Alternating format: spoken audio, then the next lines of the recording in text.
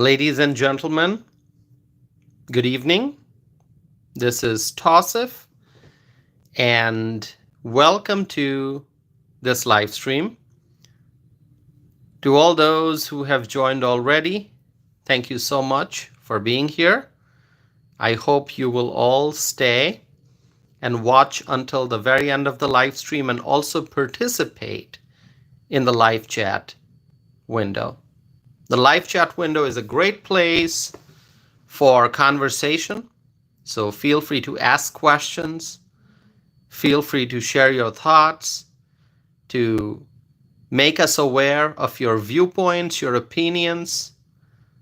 Please feel free to agree or disagree. And for those who are tuning in for the first time, I hope you will also subscribe and stay connected. My friends, as I mentioned before, we have crossed the 10,000. We want to get to the 100,000 subscriber milestone, but we have crossed the 10,000 subscriber milestone so far. But we'll get to 100,000, hopefully. I don't know how long it'll take, but if we get support from you all, we will get to 100,000 subscriber milestone when we get there. You know, I can't make a prediction.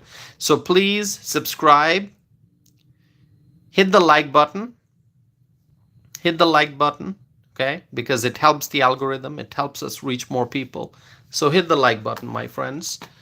I have some very important points to discuss today. So as I discuss some current issues, I would love to hear your thoughts as well. But before we jump into the discussion, I want to see who is here. Ken is here. Ken writes, hello, brother. Hello, Ken. Thank you for being here, Ken. Bree is here. Bree from Michigan. Am I correct, Bree? Bree writes, good evening, Tausif. Good evening, Bree. Frank is here. Frank writes, hello, Tausif. Hello, Frank. Good to see you. Claudia is here. Hi, Claudia. Claudia says, hi, Tausif and everyone. Thanks, Claudia, for being here. Gerlina is here. Hi, Gerlina. Good evening to you. Edwin is here. Edwin writes, hi, Tausif. How are you, my friend? I'm doing well. Thank you, Edwin. I was not feeling well yesterday, which is why I did not do a live stream. You know, even if I don't feel too well or if I'm feeling unwell, I still try to do the live stream. But yesterday I was just too exhausted yesterday and wasn't feeling well. I decided to just lie down, okay, and just relax. I needed some rest, I guess. So that's why I couldn't do the live stream, but I missed you all. I miss you all very much, and here I am. I'm back. Rachel is here. Hi, Rachel.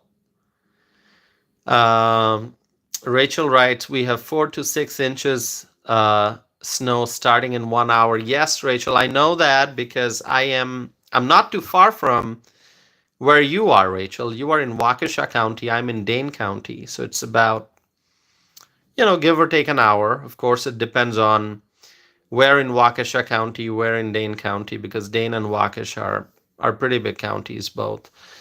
So, Rachel, you are, let's just say you're less than an hour and a half away from me, I'm guessing, because you're in Waukesha County. So, yeah, we are expecting snow in southern Wisconsin. We are. So, yeah, let's see. Michelle is here. Hi, Michelle. Good to see you. Thank you for being here. AC is here. Hi, AC. Thank you for being here, AC. Appreciate it. So, yeah, all right. Journey to Justice. Rachel writes 45 minutes from Madison. All right. So, yes, you are 45 minutes away from me. That means whatever weather you encounter in Waukesha County, it's pretty much going to be same or similar here in Dane. We are both in southern Wisconsin. Okay, let's see who else is here. Bree says, I'm glad you're feeling better, Tassif. Yes, I'm feeling much better. I'm feeling much better. Thank you so much. Thank you. Freshly is here. Hi, Freshly. Thank you for being here. Good evening to you. Okay, so my friends, it seems like Speaker Mike Johnson might be in a tough situation. I don't know if you have been keeping up with the news coming out of DC, but it seems like Speaker Mike Johnson, he's in a pretty difficult situation right now. I mean, given the massive opposition from the people in his own party, the Republicans, regarding the spending bill.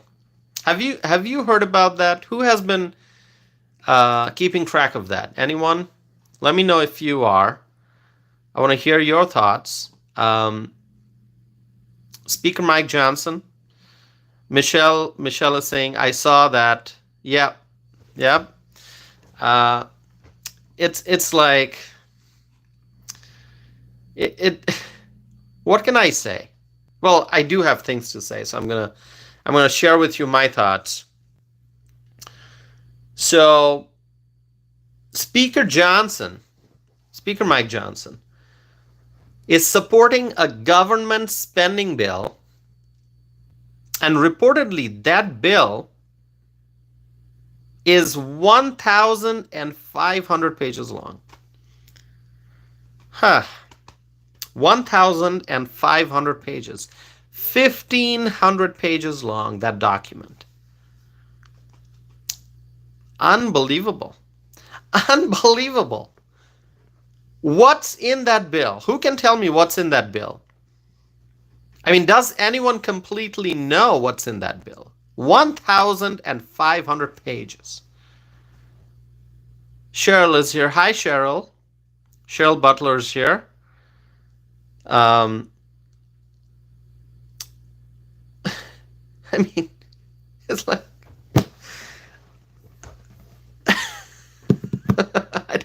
Listen, I like, this is Washington. Cheryl is asking, will you read it to us tomorrow? Well, Cheryl, if I start reading it, are you going to promise to be here the whole time, Cheryl? Cheryl is asking, will you read it to us tomorrow? Cheryl, if you want me to read a 1,500 page long spending bill, I mean, if you want me to start reading it, I don't know, I might start reading it, but are you gonna stay here the whole time then? If I like do a live stream and I start reading the bill. Cheryl, are you gonna promise to be here the whole time? Karina says hello. Hi, Karina. Good to see you.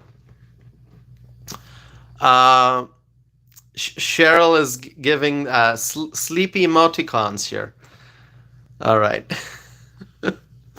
Okay, so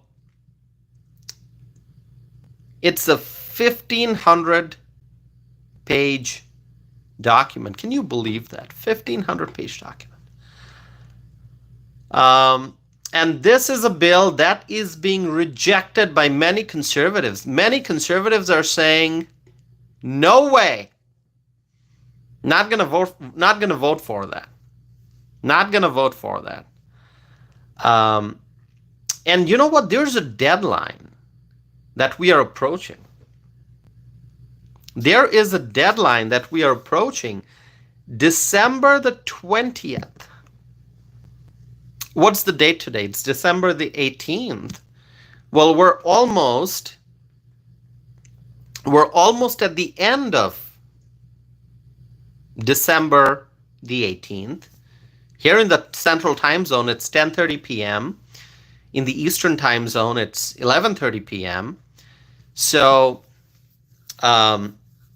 we're approaching the end of December 18th, and the deadline that we are approaching is December 20th.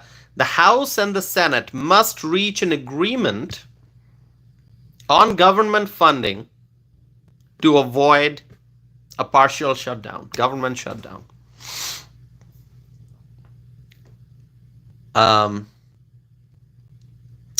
This is the holiday season, right? This is the holiday season. So if there's a government shutdown, it's going to be right before Christmas and the New Year. What are your thoughts on that? I mean, here we are, holiday season. And we as a country, we're looking at the possibility of government shutdown.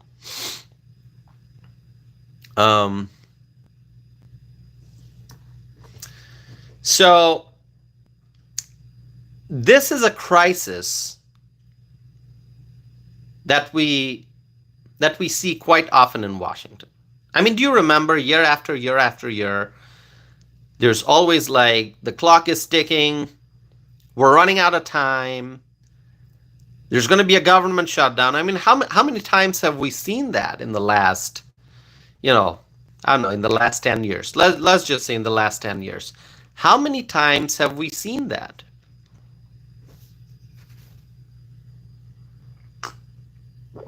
And so this is a crisis that we see quite often in Washington, D.C. There's always a race to find a solution. Like the deadline's approaching, there's a race to find the solution, even if it's a short-term solution to prevent a government shutdown. There's always this like rush. There's always rush. Race, running out of time. Find a solution. Many conservatives oppose this 1,500 page long spending bill because of what's in it. And who knows the entirety of what's in it? I mean, who knows the entire thing? I mean, the idea of governing is that you should know what you're voting for. Whether you are at the local level and it's an ordinance, a city ordinance that's in front of you. Let's say you're a city councilor, there's a proposed ordinance, you're reviewing it before you vote on it. You're gonna have to read it, know what it means, know what's in it, know what impact it will have on the community that elected you, right? So that's the local level. At the state level, if there's an assembly bill, a Senate bill, you're going to have to read it before you can vote on it, right? At the federal level, ideally, you're going to have to read before you vote on it. But who can possibly read a 1,500 page long bill? Let me just see one thing here. Hold on.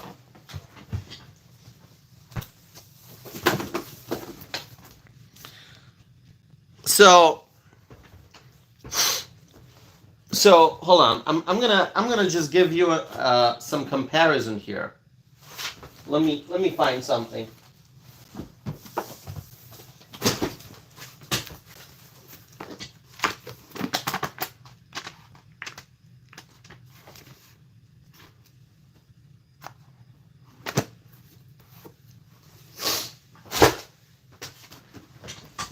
Okay, so let me see if I can find a better example here.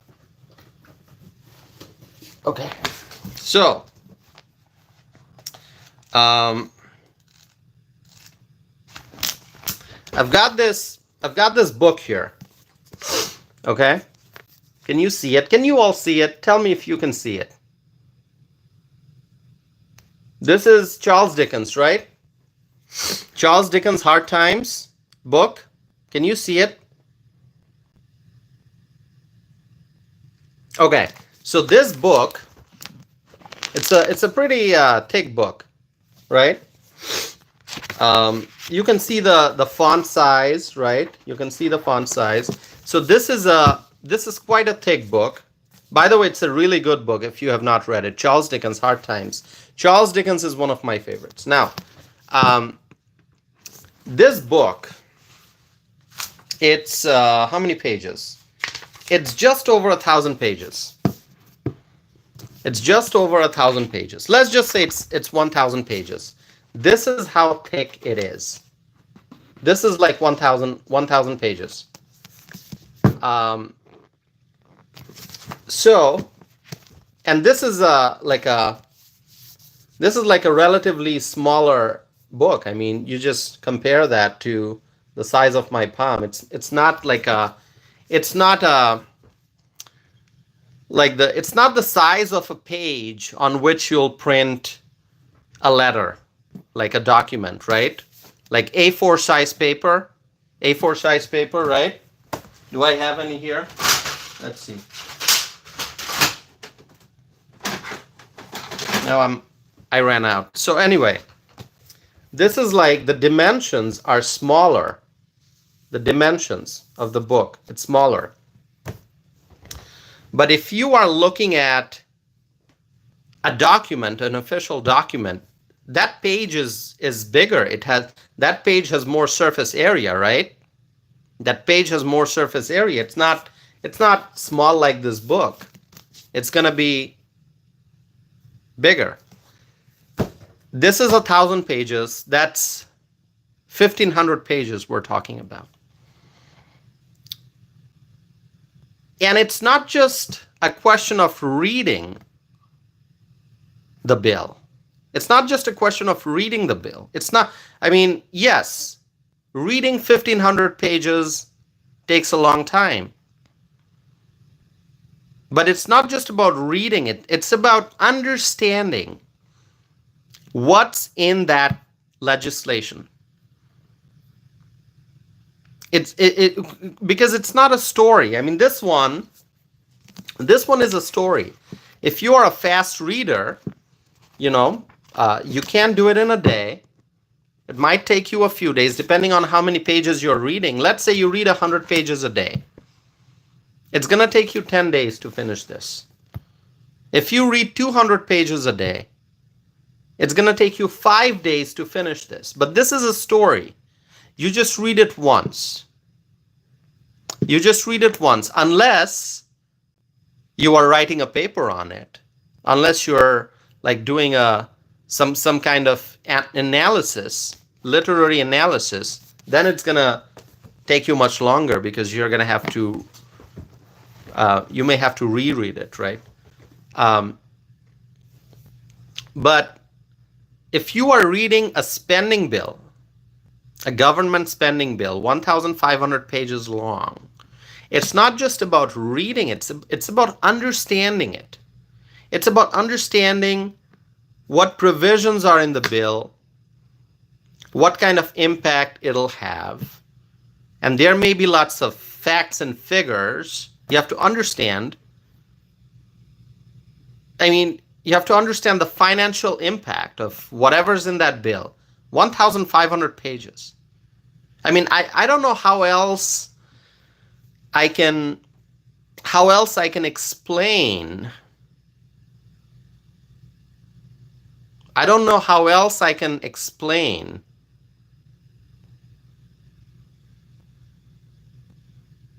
what it takes to read and to understand what's in a 1,500 page long bill. It's a spending bill.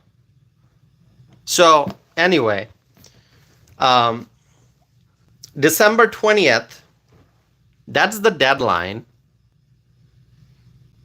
If the House and the Senate can't come to an agreement on government funding, there's going to be a partial government shutdown. This is the holiday season, so if there's a shutdown, like I said, it's going to be right before Christmas and the New Year.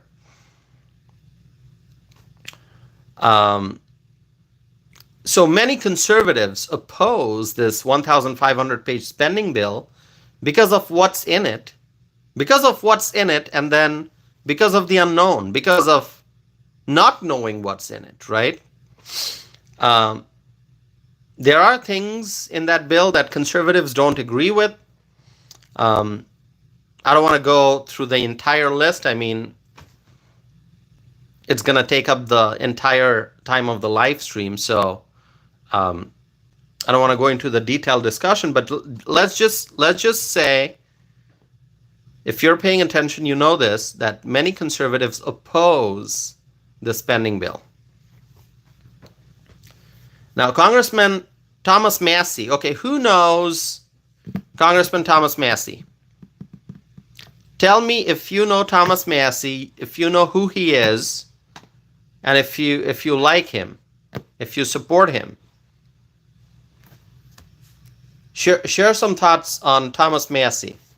Do you know who he is? Thomas Massie. Congressman Thomas Massie from Kentucky. Congressman Thomas Massie from Kentucky. Okay, he represents Kentucky's 4th congressional district. So Thomas Massie, he's opposing Speaker Mike Johnson. He's opposing Speaker Mike Johnson. He's opposing the spending plan. In fact, Congressman Massie said that he is not going to support Mike Johnson for the position of the Speaker in the new Congress. I mean, just I want you to absorb and digest that information that I just shared. Congressman Thomas Massie said he is not going to support Mike Johnson for Speaker in the new Congress. That's a major declaration. That's a major announcement. And Thomas Massie may not be the only one feeling this way. Okay? I mean, he has publicly declared this. He has announced this. He has publicly shared his thoughts, but there may be others in the Republican Party who perhaps feel the same way. We don't know that yet. There may be others who may be feeling the same way. Now, does that mean that Mike Johnson may lose his Speaker's title? The reason I say that, I mean, my friends, you have to remember that we have a very, very slim majority in this Congress, in the House, and in the next year, in the next congressional cycle, once again, we'll have a very, very slim majority, very slim majority.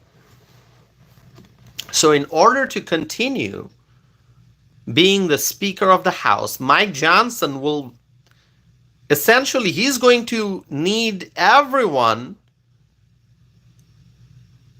he's going to need all House Republicans to support him. Depending on the final number, because, there are also some vacancies coming up, like Matt Gaetz. Matt Gaetz is not going to be in the new Congress, and there's someone else. Anyway, so based on the reports that I've seen, I think either Mike Johnson cannot afford to lose a single Republican vote, or he can lose one Republican vote, not more, in order to continue to be the Speaker of the House. Okay, I didn't write down the exact numbers, but as far as I know, you need 218 You need 218 votes in the House to be elected Speaker.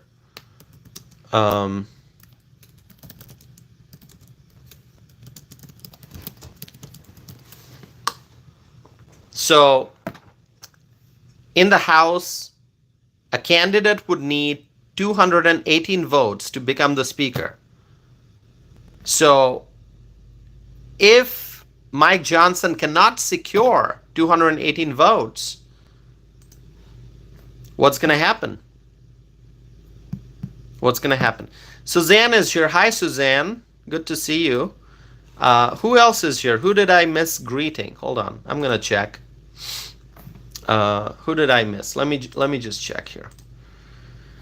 Suzanne is here. Simon is here. Hi, Simon. Good to see you, Simon. Simon from South Africa. Suzanne from Canada. David is here. Hi, David. Helena is here. Jokers is here. Joker's Wild. Okay. Dixon is here. Who else? Who else? Stuart is here. Okay. Who did I miss? If I missed greeting you, I am sorry. Thank you all for being here. Okay. All right.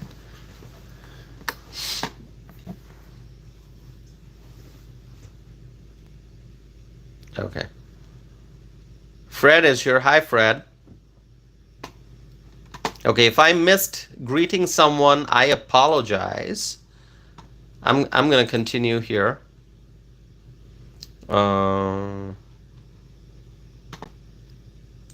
Okay. So, as I was saying, give me 1 second. By the way, please like this video, my friends. Like this video. Okay. So Speaker Mike Johnson, he's the Speaker now, but in the new Congress, will he be able to hold on to the title of the Speaker? We have a viewer here. Hold on, let me see. Give me 1 second.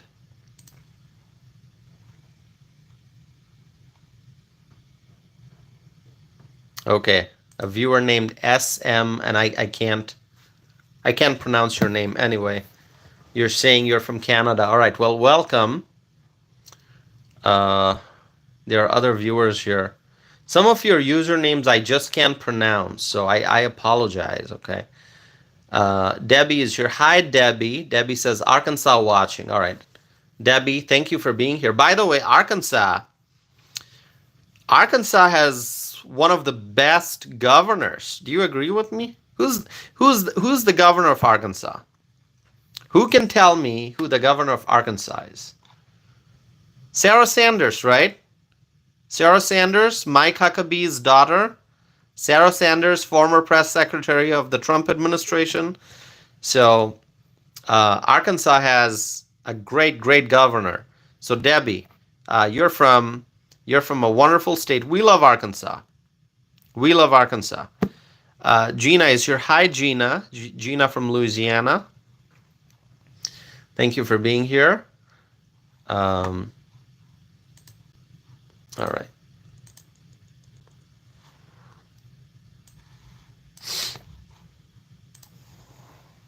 Okay.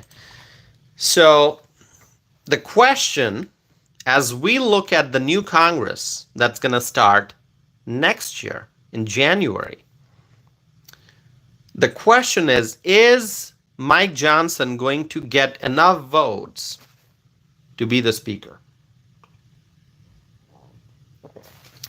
Thomas Massie, congressman from Kentucky, he has already said he's not going to support Mike Johnson.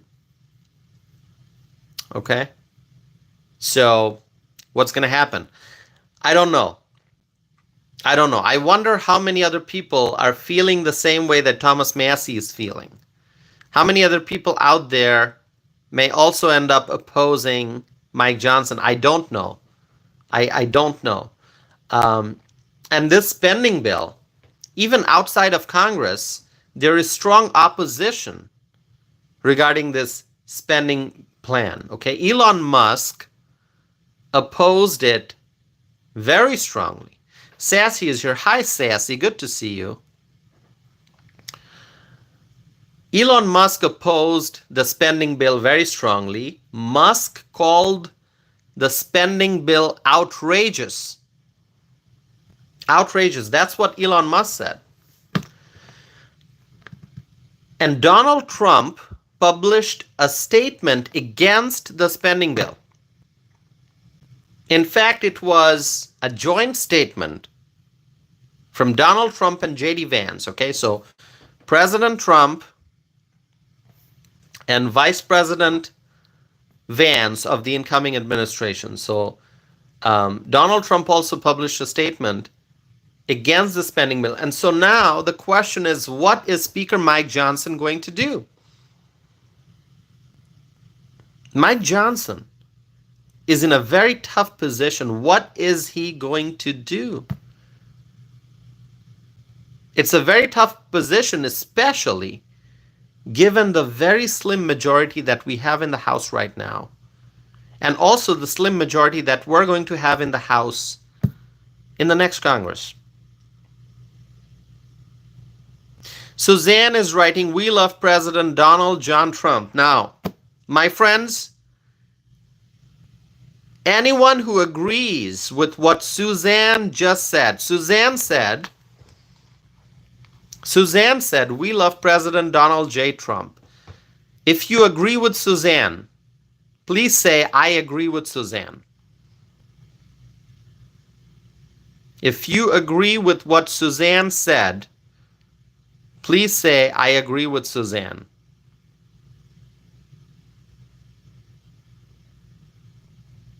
I want to see how many people agree with what Suzanne said, which is, we love Donald J. Trump.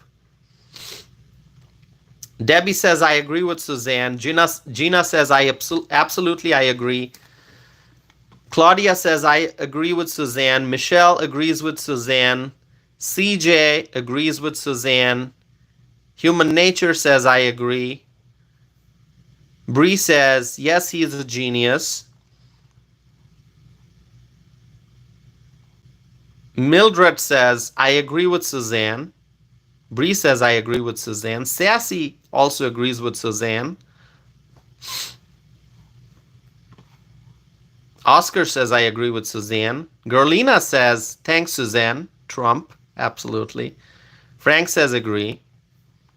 Rachel says, we love Trump, absolutely. So AC is asking, Tossif, why is he in a tough position and wants to pass the bill? So AC, this is what I'm going to be talking about. So, great question. Here's what I think, okay?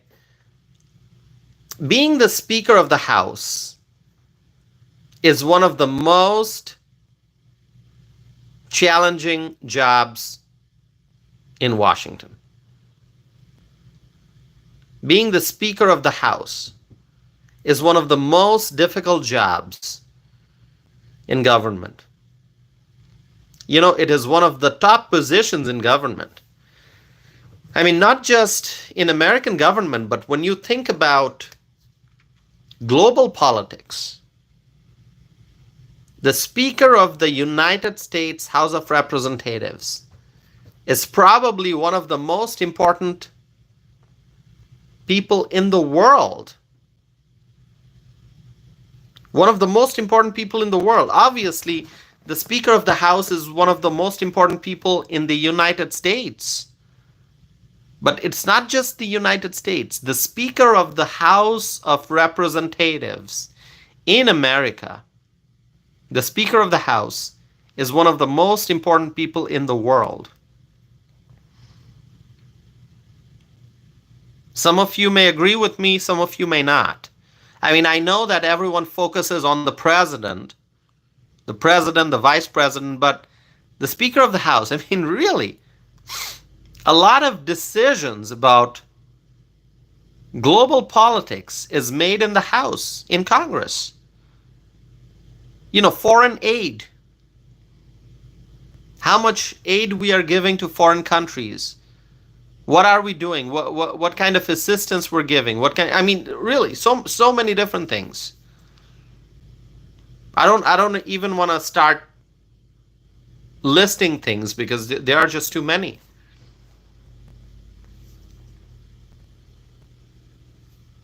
What happens in Congress, what happens in the House, affects not just American communities, but countries around the world. So,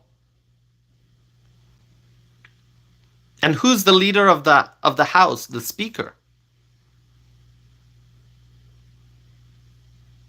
And truly, the Speaker of the House is one of the most important people in the entire world. Whoever is sitting in that position, doesn't matter if you agree with that person, doesn't matter if you disagree with that person. It could be a Democrat speaker, it could be a Republican speaker, but just being in that position makes you one of the most important people in the world. Now, some elected officials, if you just want to go back decades and go through all the speakers that we've had in this country, we can judge them. We can look at Newt Gingrich and judge his performance. We can look at Nancy Pelosi and judge her performance. We can look at John Boehner and we can analyze whether he was successful or not. And our opinions will vary. We can look at Paul Ryan. We can look at Kevin McCarthy. We can look at Mike Johnson. And, the answer is going to vary depending on who you're talking to. Different people will come up with different conclusions about who they think was an excellent speaker, who they think failed to perform the job properly. And many times you'll get an answer which is maybe based on emotions more than facts, right? I mean, if you don't like, and I'm not mentioning names here, just pick any former speaker, not the current speaker. Just go back in history, pick any former speaker, the speakers that we've had in the last 30 years. Pick anyone and ask someone like, okay, what do you think about that speaker? Was that person very effective? And the answer may be influenced by the political leanings of the person who's responding. And we're not going to go into the discussion of, and that's why I say I'm not going to go into the discussion of like who was a great speaker, who was not, who failed, who did a great job. But I'm just telling you that regardless of who it is who's sitting in the speaker's seat, just having that title, the Speaker of the House, just having that title makes that person one of the most important public officials in the world because of how much power the speaker has. Because of how much power the speaker has. And so right now, Mike Johnson is one of the most important people in the world because he is the Speaker of the House. And now we see this extremely powerful person being in a very, very tough situation. I mean, this is the politics of the present day. The Speaker of the House, extremely powerful. But this powerful man is now in such a tough position. He supports this spending bill, this 1,500-page spending bill. But so many conservatives don't. So many high-profile political figures don't support this spending bill. Donald Trump doesn't support it. Elon Musk doesn't support it. And Elon Musk is probably one of the most influential voices in the world because of his reach, because of how many people follow him, for a variety of reasons. Some people follow Elon Musk because of SpaceX. Some people follow Elon Musk because of Tesla. Some people follow Elon Musk because he is the richest in the world. Some people follow Elon Musk because of DOGE, Department of Government Efficiency. Some people follow Elon Musk because of his support for Trump. Some people follow Elon Musk because he acquired Twitter and now calls it X. Some people follow Elon Musk because of his sense of humor on social media. For various reasons, people follow Elon Musk for a variety of reasons. So that makes him one of the most influential voices in the world. People look at the satellite, Starlink satellite, and they think of Elon Musk, right? So when Elon Musk comes out and he strongly expresses his opposition to the spending bill, and he calls that bill outrageous, a lot of people are listening. And a lot of people will probably trust and believe and follow what Elon Musk is saying. When Elon Musk says the spending bill is outrageous, a lot of people will agree with him. Even if they don't know the details of the bill, they will agree with his assessment. They will agree with his judgment. So you got Donald Trump opposing the spending bill. You got Elon Musk opposing the spending bill. And there are others. The list is long. You can go and do a search on X or search on social media. You'll see a wide variety of voices. You'll hear a wide variety of voices. So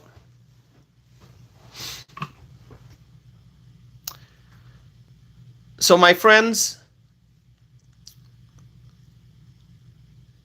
Speaker Mike Johnson is now in a tough position. What is he going to do? We are heading towards a government shutdown. There has to be some agreement on government funding. The Senate and the House would have to agree on something to keep government funded. And here we are,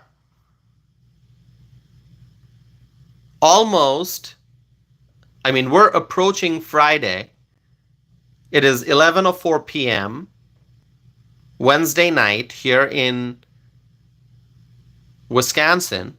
It's already Thursday in the Eastern time zone. So if you are in New York or any of the East Coast states, you're already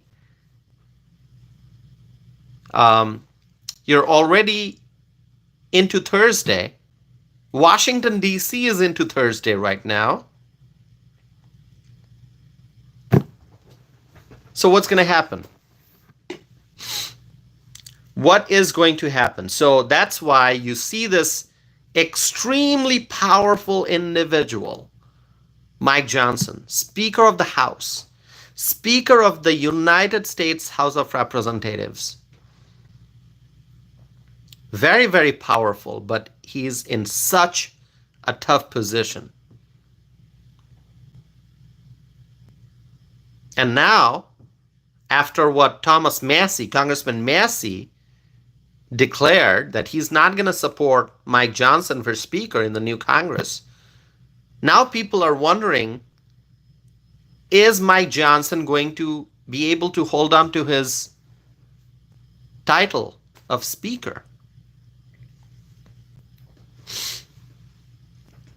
So this adds uncertainty regarding House leadership. Remember when Kevin McCarthy had to depart from the position of the House Speaker? When he was pushed out of that role, remember that? Remember that when Kevin McCarthy, Speaker McCarthy, when he was forced out of his job as the Speaker, and how much uncertainty there was right after that. And after a lot of drama in DC, we finally got Speaker Mike Johnson. So Kevin McCarthy was pushed out, and people were mentioning different names, like this person, that person, this person, that person. Who's going to be the next speaker? Who's going to be the next speaker? There were so many. I mean, there was so much of drama in DC. Unbelievable. There was so much of drama in DC. Right after Kevin McCarthy got pushed out of the job, some people thought, oh, it's going to be Steve Scalise. Remember that? Oh, it's going to be Steve Scalise. And then some thought, oh, it's going to be Jim Jordan. I mean, people were coming up with different names. I'm going to share with you one thing. Just give me 1 second. So I remember writing a letter to the editor, and it was published in New York Daily News. Okay? And I wrote a letter to the editor. Give me 1 second. I'm going to look it up.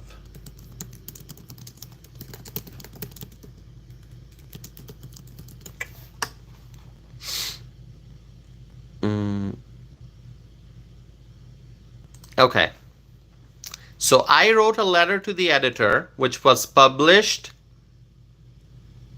It was published by New York Daily News, and this is going back to 2023, when there were questions about who the next speaker would be.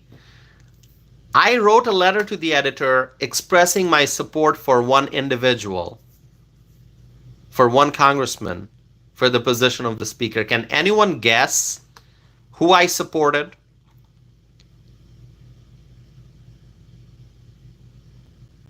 Can anyone guess who I supported for the speaker, for the position of the speaker? This is going back to 2023, when there was that whole drama in DC about who the next speaker would be. I supported someone. I wrote a letter to the editor, which was published by New York Daily News, and I expressed my support for one member of Congress for the speaker's position. Do you know who it is? Aaron is writing Ted Cruz. Well, no, Ted Cruz is in the Senate. Ted Cruz is in the Senate.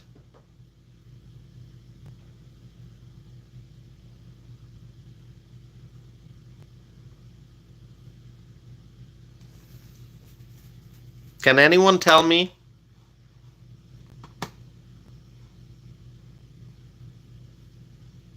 No, this was after McCarthy was already pushed out of the job. One Texas Miner is writing Chip Roy, not Chip Roy.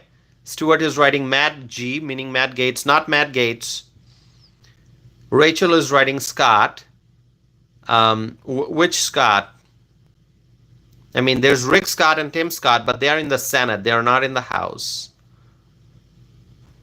Michelle is saying Steve Scalise. Michelle, your first guess was correct. Okay? Byron Donalds.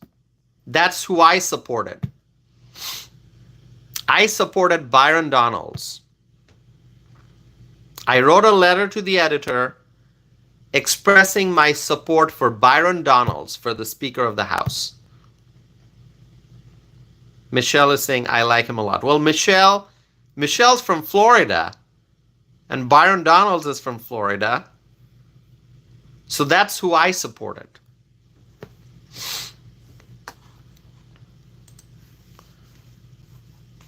One Texas miner is saying, yeah, I like him too. Yeah, I like Byron Donalds.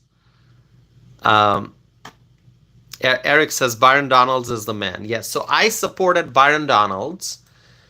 Now, obviously, I must also add that we had great choices. So if it would have been Jim Jordan, I would be very happy. Byron Donalds, obviously, I supported him. So I would be very, very happy. And there are other great names in the House. So we had some great choices. And if I had to pick one, I would say Byron Donalds. Now, when Mike Johnson became the Speaker, I was happy. I was happy. Now, just because I supported Byron Donalds doesn't mean that I'm not happy with anyone else. Okay, it was not Byron Donalds, but it was Mike Johnson. I was happy with that. I was happy with how Mike Johnson presented himself after he won the vote, and he gave that speech. You know, he appears to be a very decent man. You know, he's obviously a Trump ally, and people like him. But he's in a tough position right now. He's in a very, very tough spot. And a lot of that has to do with the fact that our majority is like razor thin. Razor thin. I mean, really, when someone says razor thin, it really is razor thin.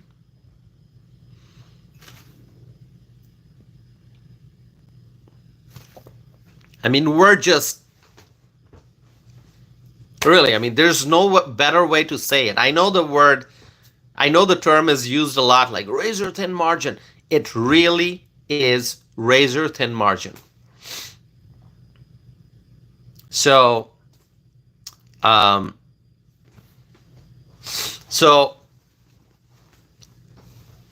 spending bill that Mike Johnson is supporting, the spending bill is being opposed very strongly by many prominent voices, by many prominent leaders, and many conservatives. Okay? And so, as we approach this December 20 deadline, what is Mike Johnson going to do? There are people among Republicans in the House who are not happy with Johnson. Now, I'm not going to judge Mike Johnson. I'm not going to judge Mike Johnson. I'm not going to judge Speaker Johnson. What I will tell you is I understand what a tough position he is in. Okay? Very, very tough. Very, very tough position he is in. And that's why the job of the Speaker of the House is so tough. It is so tough. It is really tough. So, I supported Byron Donalds, but when Mike Johnson became the Speaker, I was happy.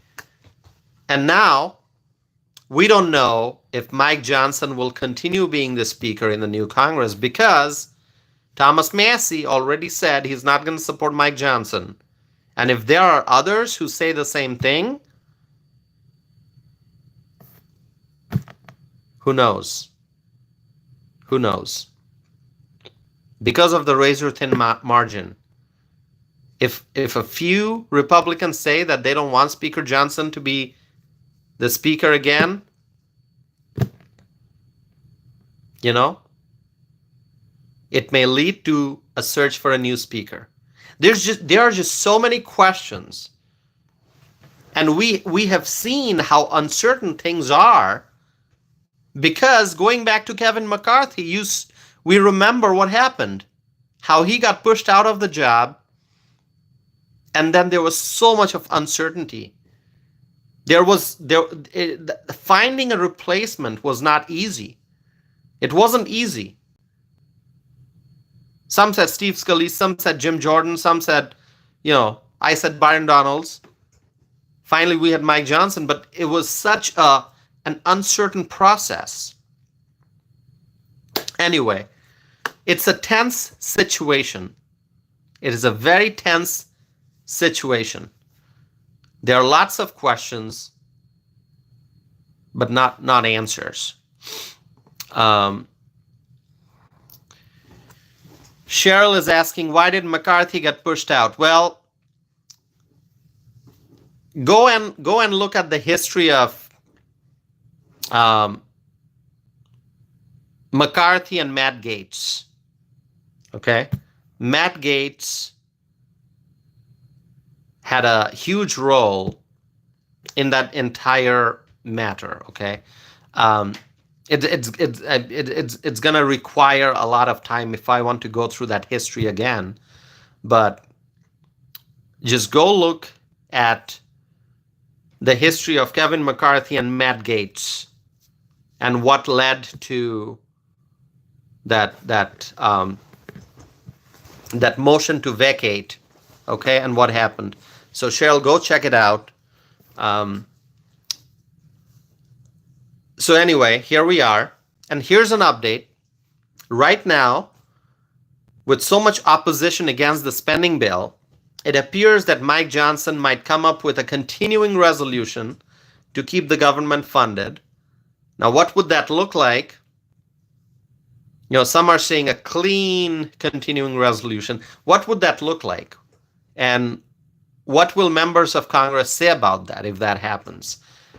Too many questions, not enough answers. I don't want to speculate. I don't want to make any guesses. I don't want to make any predictions because I can't. No one can predict.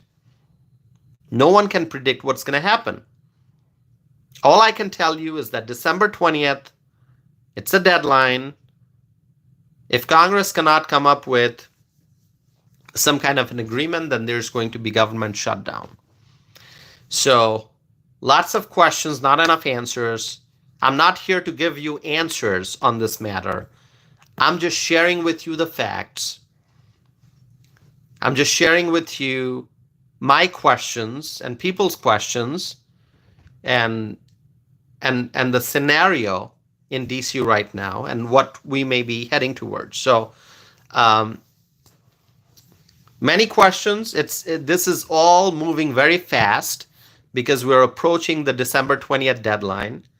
That's coming up this Friday at midnight. What will Congress decide? Will government shut down? That's the question. So we have to wait and see. Just pay attention. I'm watching all the news alerts. That's the first thing I do when I wake up in the morning. Like, okay, what's happening? It's pretty much like a 24-hour news cycle right now. It's a 24-hour news cycle right now. And we're going to have to wait and see what happens. Okay, now we spent exactly an hour, in just like 20 seconds, it'll be an hour. We spent exactly an hour talking about the DC drama that's going on right now. And as I said, we don't have the answers. Now let's talk about Colorado. Who wants to talk about Colorado? Word is here. Hi, Word. Good to see you. Charisse is here. Hi, Charisse. Okay, tell me who wants to talk about Colorado. Shall we talk about Colorado?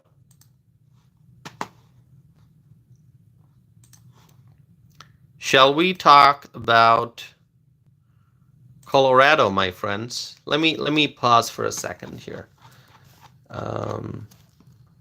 By the way, anyone who has not yet subscribed to my channel, the question is, why have you not subscribed to my channel? Please subscribe, my friends. You got to hit the subscribe button, subscribe, and stay connected, okay? Please subscribe. Gorlina says yes. All right. So we shall talk about Colorado, right? Colorado?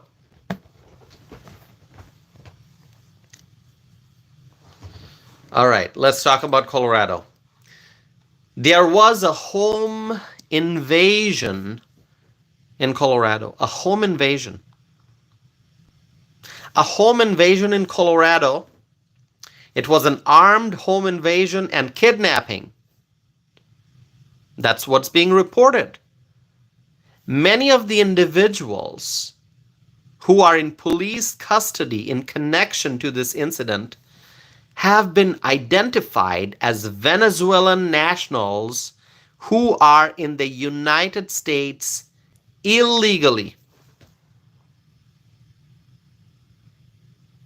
Illegal immigrants in police custody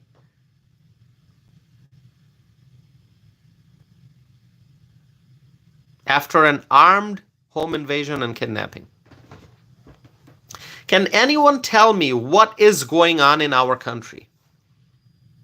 Venezuelan nationals who are here in the United States illegally, accused of armed home invasion and kidnapping. Rich knows about this news. Rich, yeah?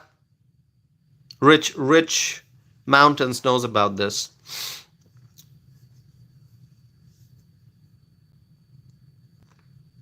They are suspected, these people in police custody, they are suspected of being members of Tren de Aragua. What is Tren de Aragua? It is a violent gang. It's a violent transnational gang. It's a migrant gang. It's a Venezuelan gang. It's a violent criminal organization, Tren de Aragua. Reportedly, there are 16 Tren de Aragua suspects in connection to this case. So this is what happened. There was a home invasion and the victims were assaulted. Reportedly, one of the victims was stabbed. What is going on in our country? This is happening in America. Suspected Tren de Aragua migrant, illegal immigrant gang members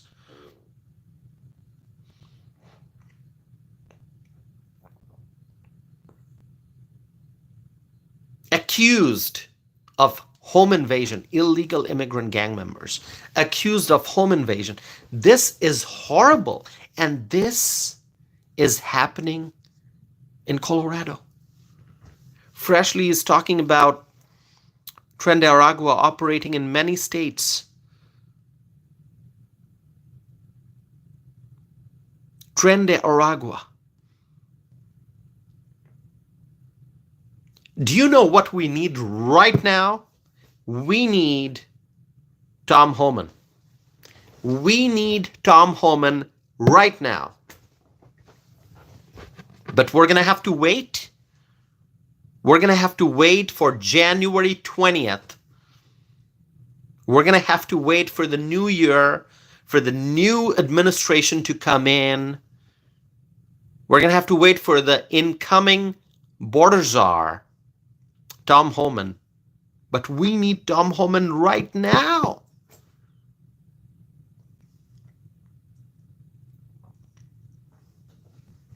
We need Tom Homan right now so that Tom Homan can fix this problem. Tom Homan, the border czar, I respect Tom Homan.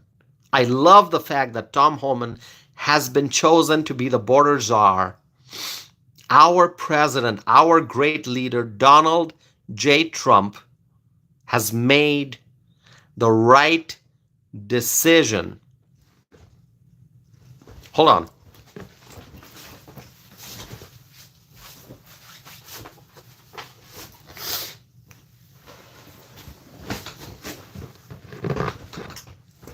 Donald Trump has made the right decision. Are you ready for my hat? Are you ready for my hat? Tell me if you are ready for my hat. Are you ready for my hat?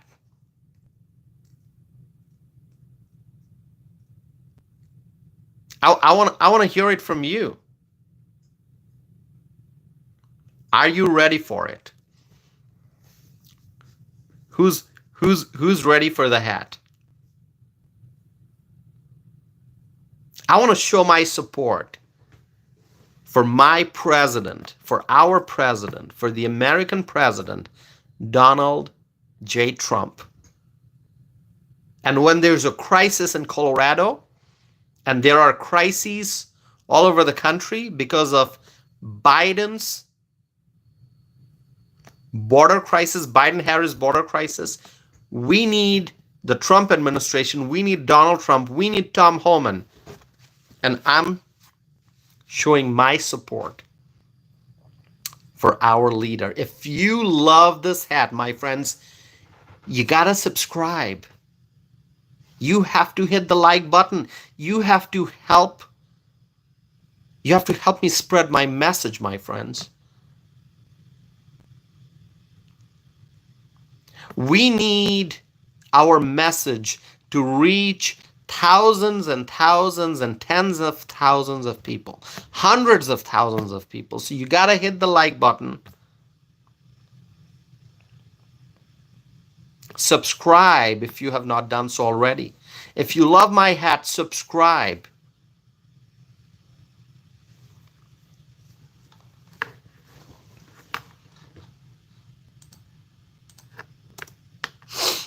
Thank you. Make America great again. Make America great again. Thank you, everyone.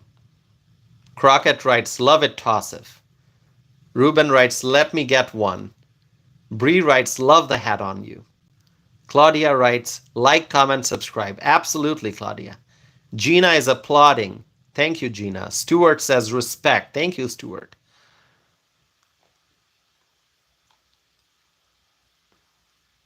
Heidi Smith writes, MAGA.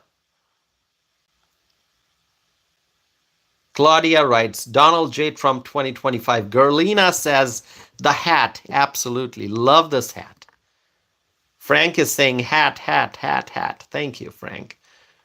Word is saying big hat energy. Absolutely correct, Word. Big hat energy. Jim is saying, I'm ready. Absolutely. Thank you, Jim. Thank you for being here, Jim. Rich is saying hat. Terry says, bring the hat. One Texas Miner, our friend Ron from Texas, is saying, let's do it, MAGA.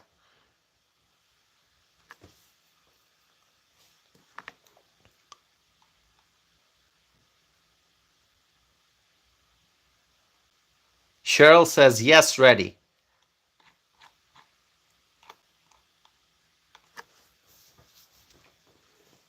Everyone, who did I miss? Human Nature says, I'm ready. Our friend AC Cruz is also here.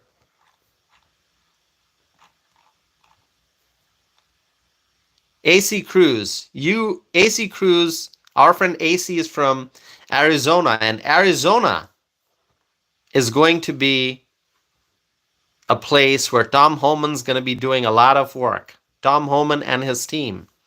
Arizona, border state Arizona. We're going to make Arizona great again. We're going to make Arizona, what a beautiful state, Arizona. But the Democrats, they have caused so much of damage in Arizona, but Arizona voted for Donald J. Trump. And so we will make Arizona great again. Who agrees with me? Make Arizona great again. Of course, make America great again. We're going to make the entire country great again, including Arizona. Look what the Democrats have done to Arizona. We're going to make Arizona great again.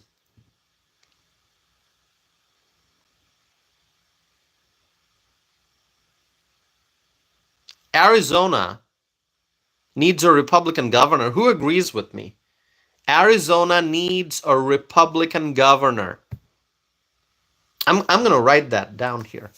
Arizona needs a Republican governor.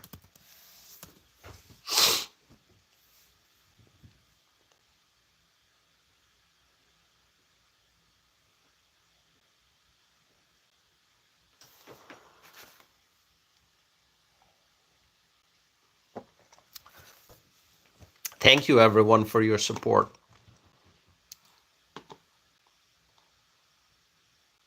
Bree says, so does Michigan. Yes, Michigan needs a Republican governor, too.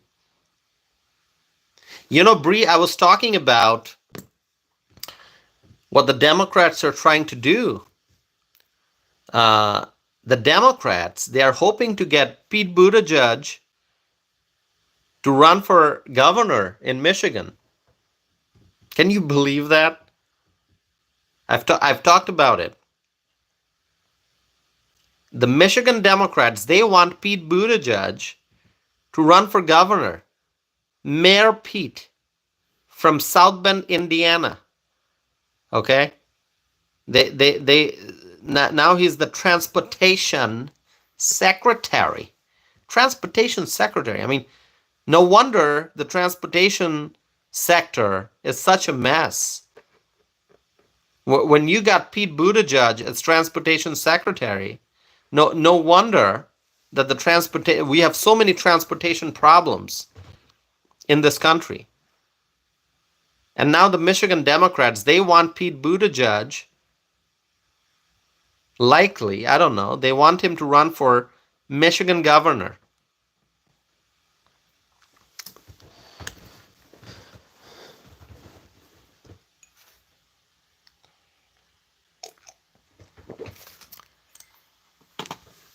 All right, my friends. Thank you for supporting this channel. Can I get 10 more subscribers so we can get to 10,200? Can we get there? It'd be great. Okay.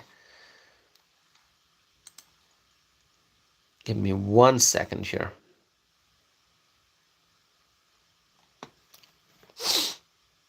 Give me 1 second.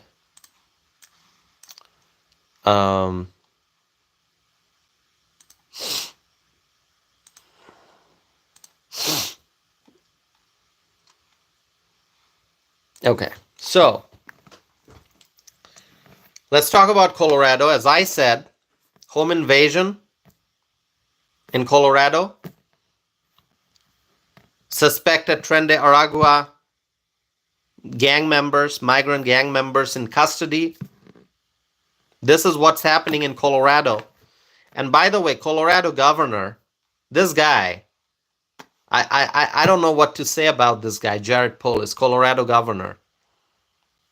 One of the worst governors in the United States. I used to say Kathy Hochul's the worst.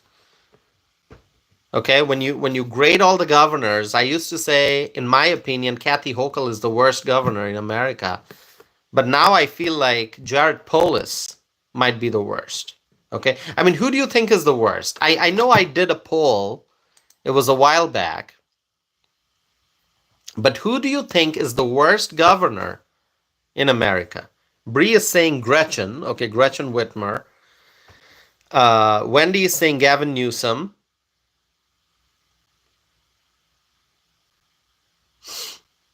Yeah, Colorado was such a great state, Cheryl. You are right. Colorado was such a great state. And look what the Democrats have done to Colorado.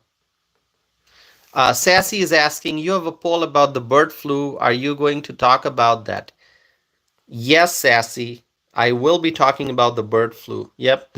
It's coming up next. Okay. I will be talking about that after I talk about what's happening in Colorado. Yeah, I think most people are saying Newsom is the worst. Yeah. Yeah. Yeah. I think that if I remember correctly, I think that was the result of the poll too. People said Newsom.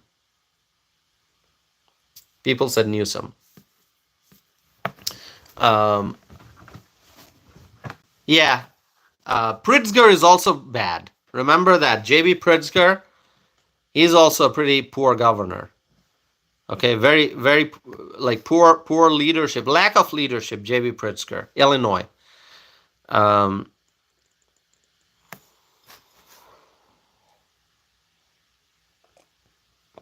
okay, so 16 Tren de Aragua suspects. There was a home invasion. The victims were assaulted.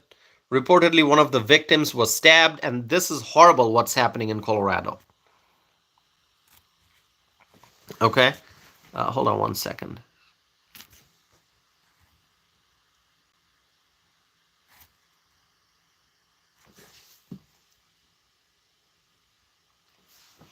Okay, so I'm going to share with you some good news also, some positive news, some news that'll give you hope, that'll give you optimism. Okay, our Republican governors are awesome. Okay, so the Republican Governors Association published a joint statement. They issued a joint statement.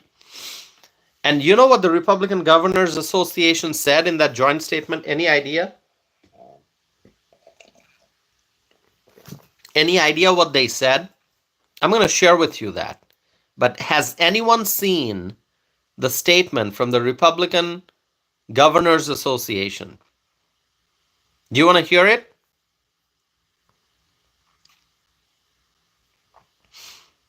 Okay. So the Republican Governors Association wrote, "We stand united in support of President Donald Trump's unwavering commitment to make America safe again by addressing the illegal immigration crisis and deporting illegal immigrants who pose a threat to our communities and national security."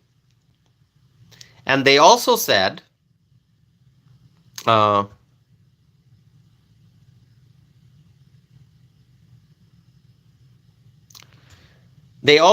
we stand ready to utilize every tool at our disposal, whether through state law enforcement or the National Guard, to support President Trump in his vital mission. So,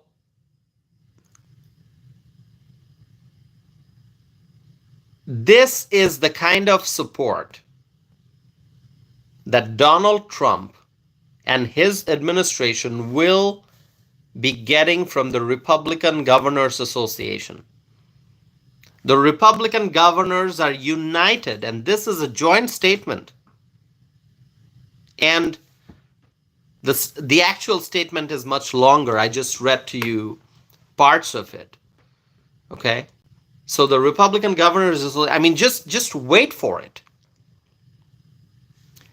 January 20th, when Donald Trump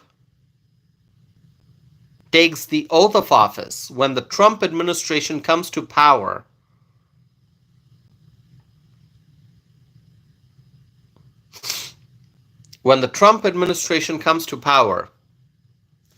the Republican governors will strongly support Donald J. Trump in enforcing our nation's immigration laws, in deporting illegal immigrants, and in addressing the illegal immigration crisis. So I applaud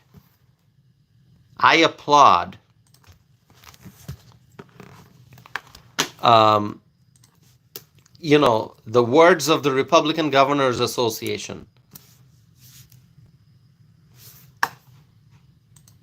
So Colorado, I am looking forward to seeing Tom Homan sending federal agents to Colorado. I am looking forward to seeing that federal agents will be in Colorado to catch these Tren de Aragua gang members and to take action.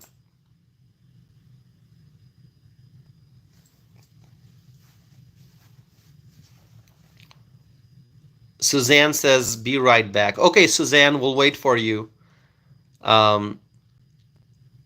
Claudia says, Trump 2025. Bree says, excellent.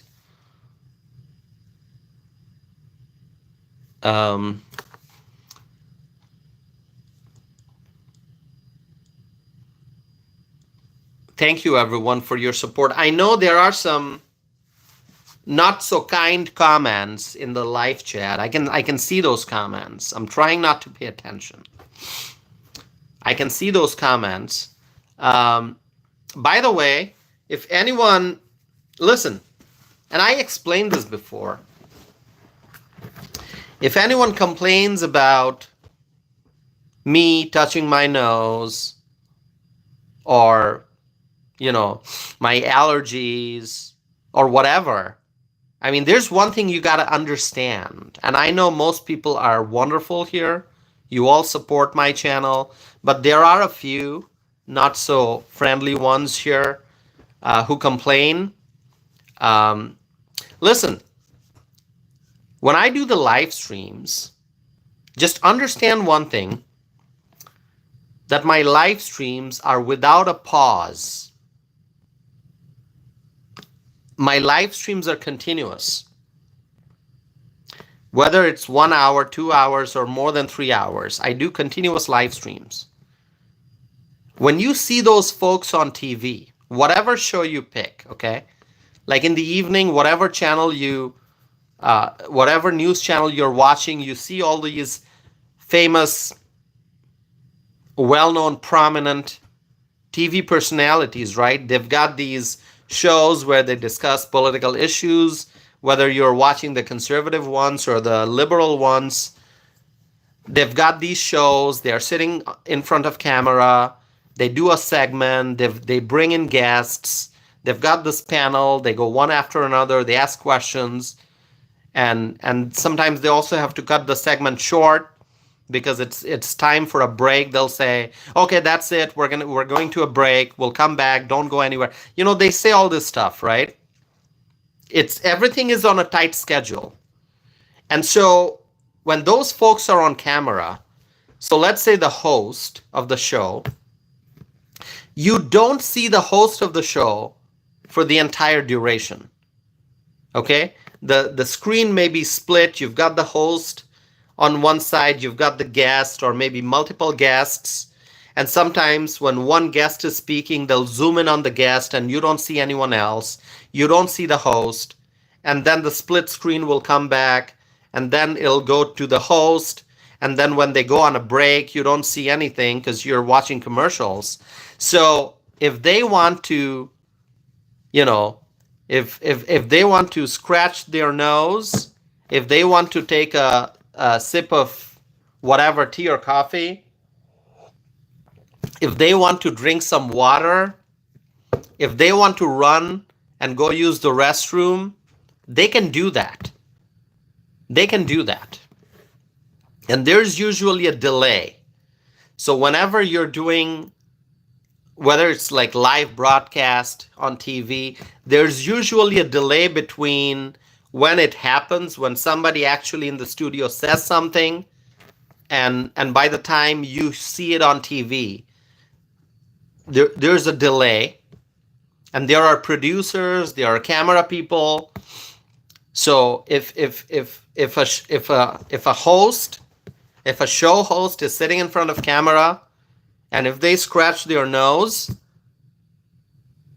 the camera people, they can quickly get rid of that particular moment by showing you something else. All right? And then, obviously, as I said, there are breaks because they are long commercial breaks.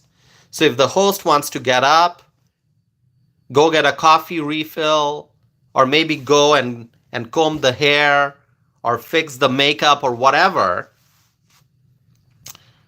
you know, it's all professional. There's staff, there's camera people, there are producers, other people on studio.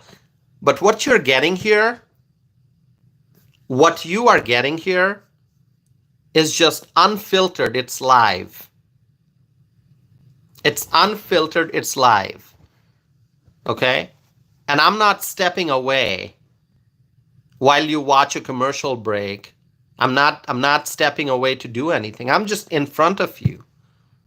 So if I have to, take my hat off and fix my hair and put it back on, if I feel like sneezing, or if I have to take a tissue and just, basically deal with my allergies, whatever, I'm doing it live. So when people complain and they say, oh, you're dealing with allergies or whatever, well, yeah, so what? I'm a human. So what?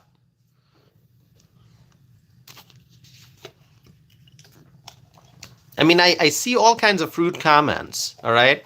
I mean, there was this comment. Hold on. Let's see if I can find it.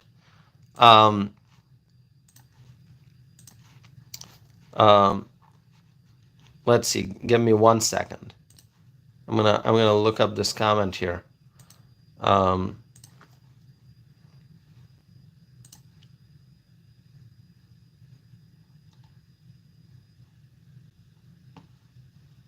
can't even find that comment. It's probably just too far behind. But anyway, I mean,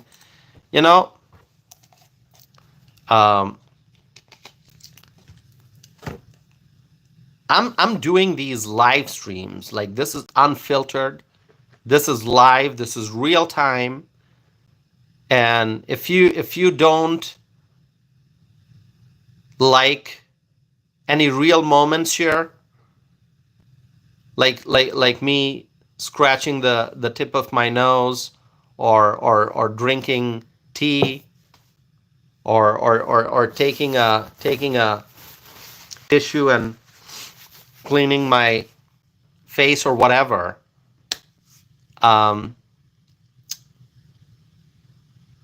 there's always an option. As I keep saying, and I'll say it again, if you don't like hearing what I'm saying, you can go watch Al Gore's climate speeches. All right? That's the best option you have. If you don't like my live streams, go watch Al Gore's speeches on climate change. How does that sound? By the way, I must also add, most of the people who watch my live streams, you are all wonderful. You are all wonderful. And I'm serious. If you don't want to watch, the rude ones here, the folks who are rude, the folks who say harsh things, I'm addressing them. If you don't want to watch my live streams, if you don't like my appearance, my face, or the way I talk, or my accent, the next best option that you have, and this is real, the next best option that you have is you go watch Al Gore's speeches on global warming. All right? Good luck. Anyway, thank you, my friends, for those who are here night after night after night supporting me. I am so grateful. I am so grateful for all your support. Okay? Thank you. Thank you, everyone. Thank you. See, even when I'm not feeling so great, even when I'm feeling a little exhausted, I don't want to skip my live streams. I still do live streams. Yesterday, I was quite unwell by the end of the evening. And so I decided, you know what? There's no way I can do a live stream today. So I'm just gonna skip it. I'm just gonna lie down and try to relax. That's why I skipped the live stream yesterday. But trust me, I try to do live streams every day, every single day. And I love all of you for tuning in every night. Okay. And, sometimes every night, sometimes, I do it during the day. I've done early morning live streams. So I appreciate all your support. Okay. Thank you. I see so many kind comments here right now. Sorry, I'm not able to read each and every comment, but thank you so very much. Freshly, thank you always. Elton, thank you so very much. Claudia, thank you. Bree, Zuba, thank you. Rachel, thank you. Crockett, thank you. Gina, Jeffrey, who else is here? Bree, Gerlina, Welderbill. Good to see you, Welderbill, from Las Vegas. We love Las Vegas. Welderbill, thank you. Suzanne, thank you, Suzanne, for always supporting. All right. Thank you, Michelle. Thank you, everyone. So let's continue. The crisis is ongoing in Colorado, but January 20th, when the Trump administration comes to power, Trump and Kristi Noem and Tom Homan and others, they will solve this crisis. Okay? Tren de Aragua will be arrested, and the right legal action will be taken to combat the violence of Tren de Aragua. Tren de Aragua violent gang, they are causing havoc in communities across the country, including communities in Colorado. And this must come to an end. Okay? So Tom Homan's going to do the job. Kristi Noem's going to do the job. Donald Trump and others. It's an amazing team that Donald Trump has formed, and they are going to get the job done. AC, thank you, AC. AC says, we appreciate you, Tassif. Thank you, AC Cruz. I appreciate all your support. All right. Michelle says, the dream team. It is the dream team. It really is the dream team. The cabinet, the Trump cabinet, and other, not just the cabinet, but the entire administration that Trump is forming, it really is the dream team. Absolutely. Okay, so next topic, my friends. Let's talk about this. Hold on, let me see.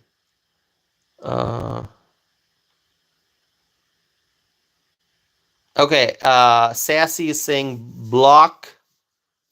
Okay, yeah.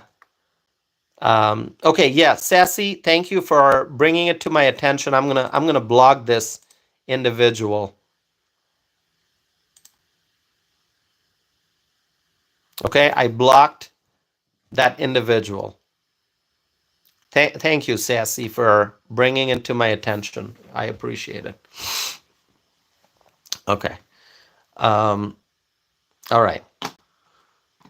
So let's talk about public health risk here.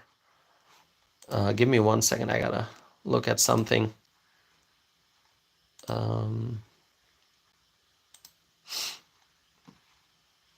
Give me 1 second. All right. Okay, so bird flu, a human case of bird flu. Okay, it's so bird flu. It's H5N1. That's like the scientific term, right? H5N1. That's bird flu. Initially, bird flu was reported in Texas and Kansas back in March.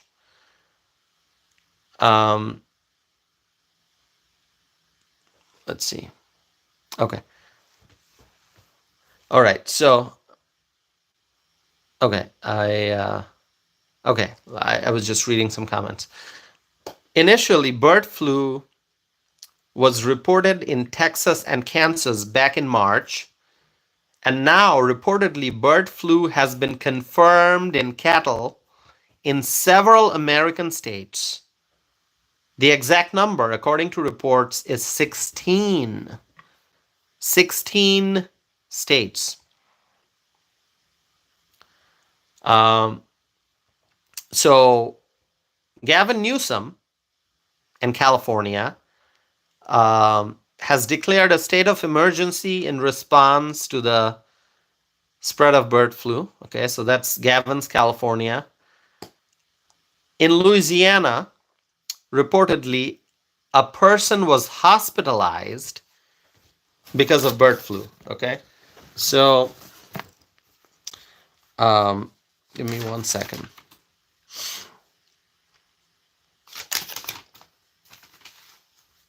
All right, so I know we have friends who tune in here from California as well as Louisiana, right? I mean, who here is from California? I know Sassy is from Louisiana, right, Sassy? So who's here from California and Louisiana? Just mention California and Louisiana. So James says Cali, okay. Michelle is from California. Sassy is here. Sassy, where are you? Sassy is from Louisiana. Sassy says yes. So there's a state of emergency in California. And in Louisiana, a person was hospitalized because of bird flu. And here in Wisconsin, a person tested positive for bird flu. So, state of emergency in California, a person hospitalized in Louisiana because of bird flu, and in Wisconsin, this is my home state, in Wisconsin, a person tested positive for bird flu. And so the Wisconsin Department of Health Services published some information on this matter today. So it's kind of scary. And Gina, you're from Louisiana too? All right, Gina. So Gina is from Louisiana as well. So Gina and Sassy, are you hearing anything about bird flu in your state, Louisiana? Are you hearing anything? Are you hearing like concerns in the local news reports? I do know that a lot of people are not paying very close attention to it. Anything related to public health, I get updates, obviously, because I'm like a healthcare policy analyst. That's my expertise. So I pay attention to anything that is connected to health, public health. So okay, Sassy says no. Okay. All right. Gina says not yet, and my daughter is a nurse. All right. So obviously we hope that it doesn't spread, but the fact that there's a state of emergency in California, A person was hospitalized in Louisiana. A person tested positive for bird flu in Wisconsin. It's concerning. Bree is saying nothing in Michigan. Okay. So it's kind of scary. I will monitor this pretty closely. I don't have a lot to say about it tonight.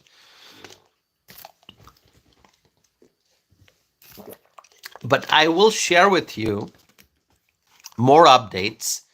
But if there are updates in the future. But I'm running a poll, as you can see. I'm conducting a poll, and the poll question is, how much concerned are you about the ongoing spread of bird flu in the United States? Are you extremely concerned? Are you very much concerned? Are you somewhat concerned? Or are you not concerned at all? Okay. Raphael is asking about when the flu started. Okay, so I don't have all the details, but as I mentioned, initially, bird flu was reported in Texas and Kansas back in March.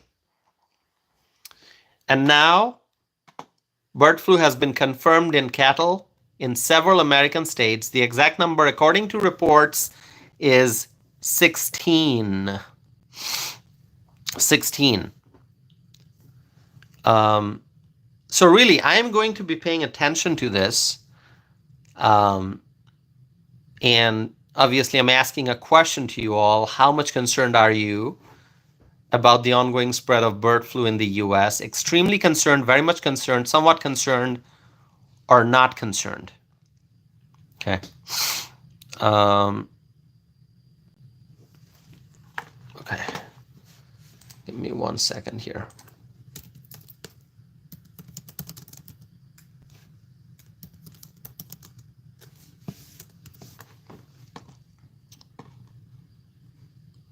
Okay, so let's see.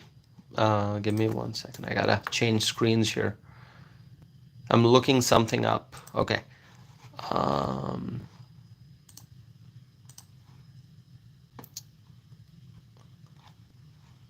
right, so Atlas is asking me about a virus in Rwanda. I have not paid close attention to it, okay? So nothing that I can really discuss,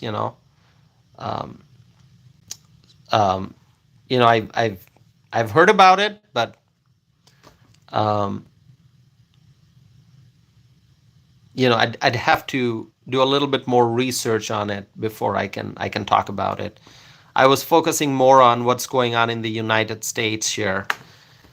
So anyway, if you want more information, you can always look up CDC. Okay, if you want to know more about the symptoms and what if a human being is infected with bird flu, what happens then? Actually, let's see here. I have a page here that I've opened up. Okay. Okay, so I saw a press release from the CDC, which is the Centers for Disease Control and Prevention. This is dated December 18th, and CDC stated that no person-to-person spread of H5 bird flu has been detected. Okay, so this is what CDC said December 18th. No person-to-person spread of H5 bird flu has been detected. And there's a lot more information on CDC's website if you want to go look at that, because they talk about the best way to prevent H5 bird flu, which is to avoid exposure whenever possible. And they talk about the infected birds and the avian influenza A virus, and they have details about how the virus spreads and so on and so forth. So you can go look it up. It's all publicly available information. But this is something that I think we should pay attention to. I hope that it's not going to spread. I hope that it'll be addressed, but it is something that we have to monitor. And the reason I mention this is because my goal is always to share with you information that I think requires our attention. And so, you know, let's monitor this. Let's monitor this, okay? And I'll share with you any updates that I get. But I think if you want to look up bird flu and what the symptoms are, so on and so forth, you can do so on CDC's website. And just, if you have questions, let me know, okay? By the way, just so you understand, I'm a healthcare policy analyst by training. I'm not a clinician. I'm not a doctor. I'm not a nurse. I'm not a medical professional. So, yeah, if you want medical information, if you want to know more about like what the symptoms of bird flu are, what should be done if somebody suspects bird flu infection, go talk to your doctor. Go talk to your doctor. Go talk to a medical professional, okay? Let's see. Okay, all right. I see some very unkind comments here. People commenting about my appearance. Okay, so this viewer also retracted a message by writing something that was not kind.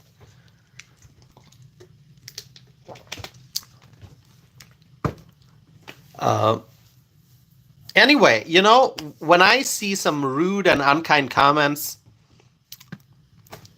what it tells me is that I'm probably doing something right, which is why the left-wing people, they don't like what I'm saying, right? Anyway, Raphael says, you seem to be a good person. Thank you, Raphael. I appreciate that. Thank you. Yeah. You know, when you see the trolls and the left-wing activists here, they get all upset and they say harsh things to me. It just means I'm telling the truth. I'm sharing the facts, which is what they don't like. Okay, the left-wing activists, the liberals, the Democrats, they don't like what I'm saying. And that's why they get all upset. Texas Repo is here. Hi, Texas Repo. So good to see you. Thanks for being here. Okay. So now let's talk about the drones.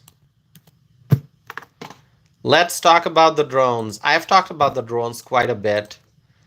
There's not a lot of new information to add, to be honest with you. There's not a lot of new information to add. By the way, people who are watching, will you please subscribe? If you have not done so already, will you subscribe?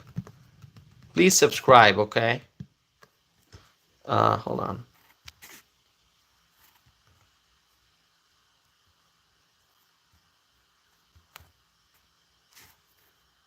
Okay.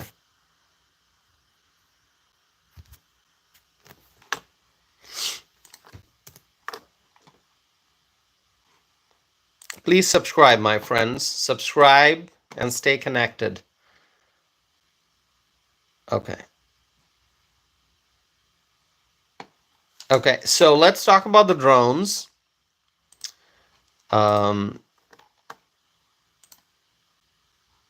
It's kind of scary, to be honest with you. It is kind of scary when we see that the Biden-Harris administration isn't providing information about the drones.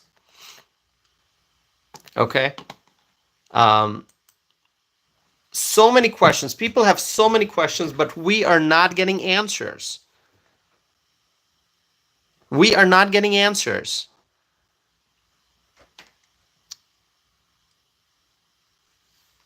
Freshly says, I subbed when you were at around 4,000 or 5,000, Tassif, and it's been an immense honor to contribute to your show. Thank you. Thank you, Freshly. Thank you so very much. I am truly so grateful for all the support that I've been getting, for all the support that I continue to get. Thank you so very much.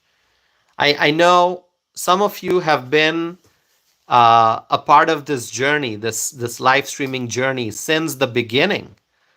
You know, since my first few days of live streaming, I so very much appreciate all your support. Thank you so much. So as I was saying, we want government to be transparent, to be accountable, but we're not getting transparency from the Biden-Harris administration. People have so many questions about the drones, the unknown drones flying over America, but we're not getting answers. I mean, what is going on? We have been talking about this for a while now. I mean, people have been asking questions about this issue for weeks, and we still don't have answers. So Donald Trump had some comments about this issue on Monday, and here's what Donald Trump said. He said, the government knows what is happening. Wow. This is what Donald Trump said on camera. Donald Trump said the government knows what is happening. And I think people can also understand that the government, I mean, this is common sense. It's been weeks now. There are drones flying over various American states. The government must know what is happening. The issue is government is not telling us what is happening. That's the issue. The government is not telling us what is going on. And we want answers. We expect answers. We're not getting answers.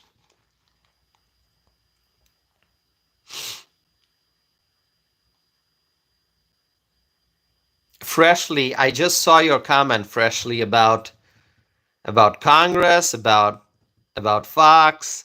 Thank you, Freshly. It means a lot when I see such strong support, such amazing vote of confidence. Thank you so much, Freshly, and others. Thank you. Misty is here. Hi, Misty. So good to see you, Misty. Misty had, by the way, I want to share this with you. Misty had such a wonderful post on Facebook about our channel, and Misty tagged me in that post and shared it, and it's also appearing on my Facebook profile now.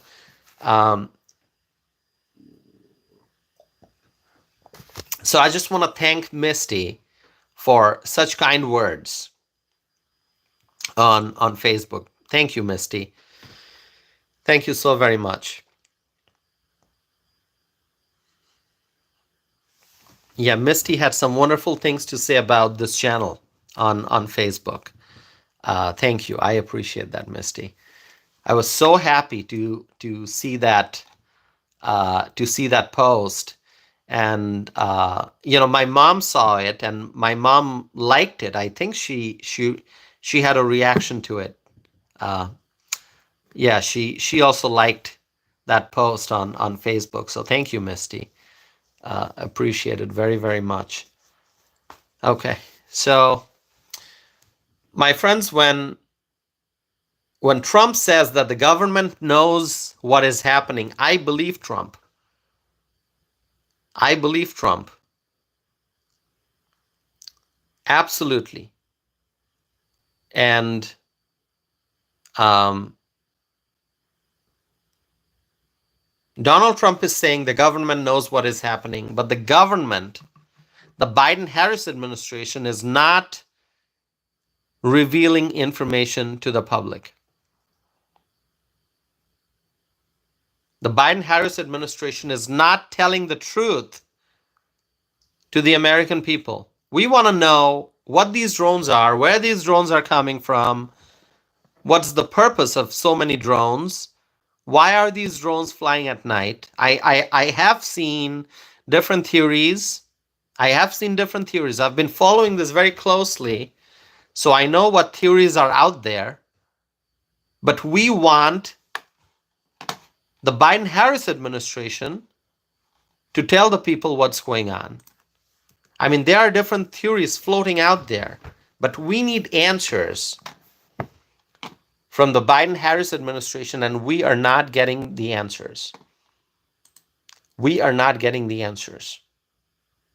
So at this point, really, I don't have a whole lot to add.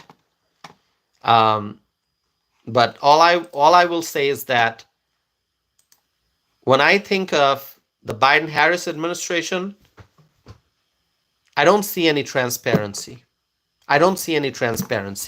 If you want a transparent government, if you want an accountable government, just wait for January. Wait for January 20th, when the Trump administration will come to power. Then we will have a transparent government. We'll have transparency, we'll have accountability. Right now, with the Biden-Harris administration in charge, we don't have that. Do you agree with me, my friends? Whatever I said doesn't make sense? If you don't agree with me, let me know. Let me know, my friends.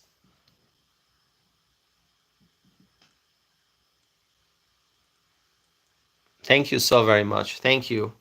Pearl, thank you so very much. Appreciate it.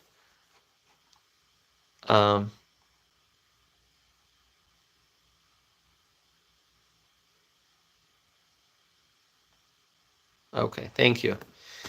So we're going to have to wait and find out what these drones are about, where these drones are coming from, who's controlling these drones, what's the purpose of these drones. I don't know if the Biden-Harris administration will give us answers, but when the Trump administration comes to power, I think we will know the answer. Okay? So that's all I have for tonight, my friends. Thank you so very much for tuning in. We're like less than 2 minutes away from the 2-hour time mark. I will continue to do these live streams. I missed yesterday, but I will continue to do these live streams, and I appreciate all your support. Okay? So let's look at the poll here. The question is, how much concerned are you about the ongoing spread of bird flu in the United States? I'm going to end the poll and share with you the results. How much concerned are you about the ongoing spread of bird flu in the United States? A total of 250 votes were cast. 48% said not concerned. Okay. So almost half the respondents, almost half of the respondents said not concerned. 18% said extremely concerned. 18% said somewhat concerned. 14% said very much concerned. So 18% said extremely concerned. 14% said very much concerned. 18% said somewhat concerned. And 48% said not concerned. All right. So thank you, my friends, for responding. I appreciate that. I will continue to do different polls during my live streams. And really, I'm so grateful. I'm so grateful for your participation in the live chat.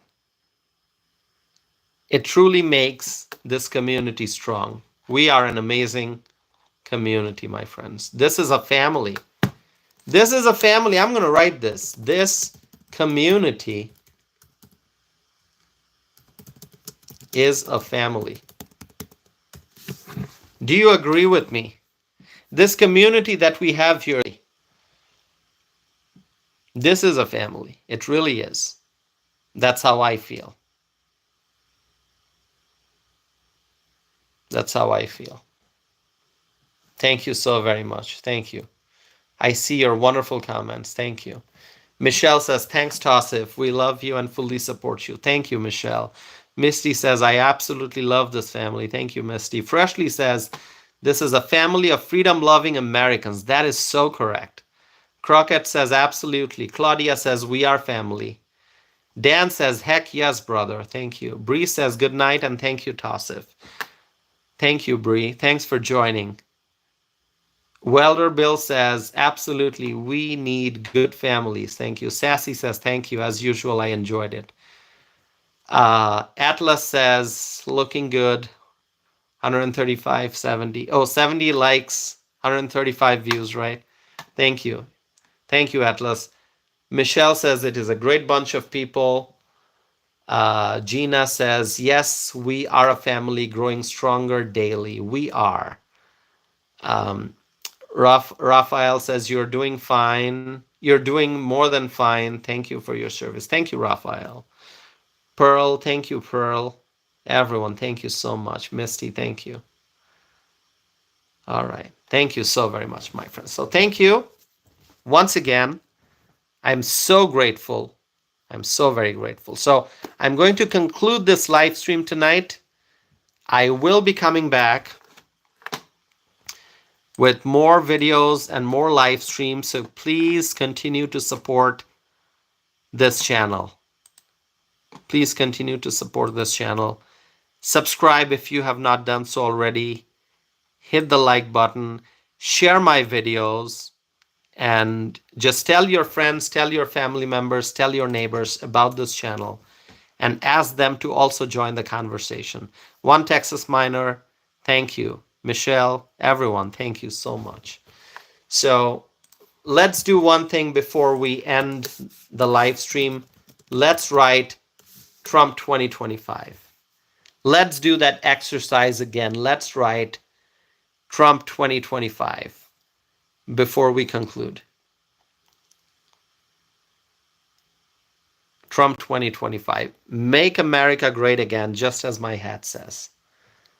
Oh, I see everyone's writing Trump 2025. Thank you.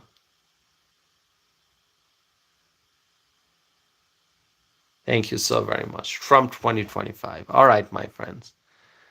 One Texas Miner writes Trump 2025. Raphael, everyone, Gina, Crockett, Welder Bill, Claudia, Michelle, Freshly, everyone, Misty, thank you. Bree, thanks. Sassy, thank you so much. All right, my friends. I'm going to end this live stream. We spent 2 wonderful hours together here tonight, and we will continue to do more live streams and more discussions. So with that, may God bless you all. May God bless our President-elect Donald J. Trump. May God bless the incoming Trump administration, and may God bless the United States of America, and may God bless freedom-loving people all over the world. Thank you, my friends. Have a wonderful night, and I will be back again with more live streams. Thank you so very much. We will make America great again. Thank you.